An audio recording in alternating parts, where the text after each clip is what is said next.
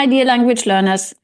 I went from activating English in 10 years to French in 3 years and Spanish in 2 years. So I thought it might be interesting to do this video of 3 things that I changed around completely in my approach to become fluent in a new language.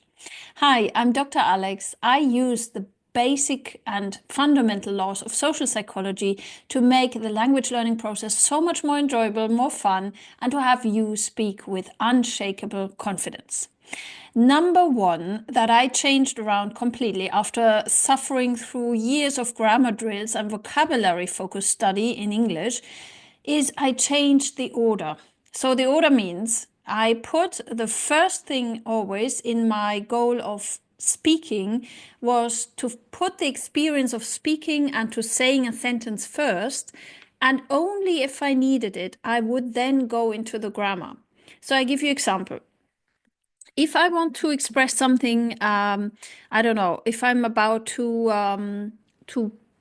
plan a situation that I want to do in the new language, for example, buying a ticket for a train, I practice the sentences I need for that situation. And then when I need, for example, if I have for the first time to say something in future tense with a new verb, only then I would have a look at how I can say in the first person singular something in the future tense. So only if there is need for my real lived experience, I would then look up the grammar. In that sense, I don't have to learn all the grammar about future tense. I only look it up for that particular case. And that makes it very small, very simple and digestible, and I will memorize it so much easier. So changing around actually means, in that case, from grammar first to lived experience first and grammar only when I need it. That's the first one. The second one I actually changed was I completely reframed how I see language learning. Language learning for me is to be very clear about my goal. My goal would be to get access to a new culture and to actually learn a new way of thinking and to enjoy that, because it actually brightens up your life so much, because you get out of that little cubicle that you are living in as well, I remember that in my early years in life, I would say, I'm not judging how old I am. I used to be monolingual, and basically I realized there is patterns of thinking that come with one language only, and you kind of take them for granted. And once you get out of that little cubicle of that one language, you realize, oh my God, in the world there are various types of patterns of thinking and of how our social interactions work. And with every language, this changes completely, and that opens up your horizon, what life is about, so much. So the objective of speaking a language for me changed from being perfect at grammar.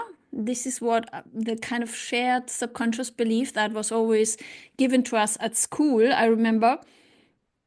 And I totally replaced that with this luxury of having access to a new culture. That is actually what I put as my goal. And therefore, what actually happened is my focus shifted. So as soon as my focus shifted, I realized, oh, this is really a gift. It's something that I need to see with lots of gratitude that I have the chance to do that. And also, it changed my outlook on you know, is this a hard thing to do or not? Because actually I saw it as a hobby, as something that I have the luxury of doing next to my job. So I saw it as an enjoyable retreat of actually putting my mind on something completely different. And also it helped me with juggling a very busy lifestyle of a high responsible job, high responsibility job that I had at the time for many years, and studying a language in parallel. So this changing my objective, reframing what language learning actually is, helped me to get out of that belief system of, oh, it has to be about being very good at grammar, being very good about memorizing and studying really hard. And this whole feeling of obligation completely vanished with reframing what language learning is about. And now the third one, actually, I changed the order, was also in terms of um, I I changed from writing focused learning to speaking focused learning. So before I was able to write a word, I would have to speak it. And this is something that worked for me. Let me know in the comments if this works for you as well. I need to, first of all, listen and kind of vibe into what a word brings with the whole feeling of the word. I need to experience the word in a phrase before I start to write it. Of course, the physical action of writing also enhances memory. But I realized for me, when I spend too much time in only writing, again, it becomes passive. I need to live the new sentence in speaking it first before I write it. And then I write it out as well, and that helps me to memorize. Changing that order for me made me become quicker in realizing what a sentence or new meaning actually does as well.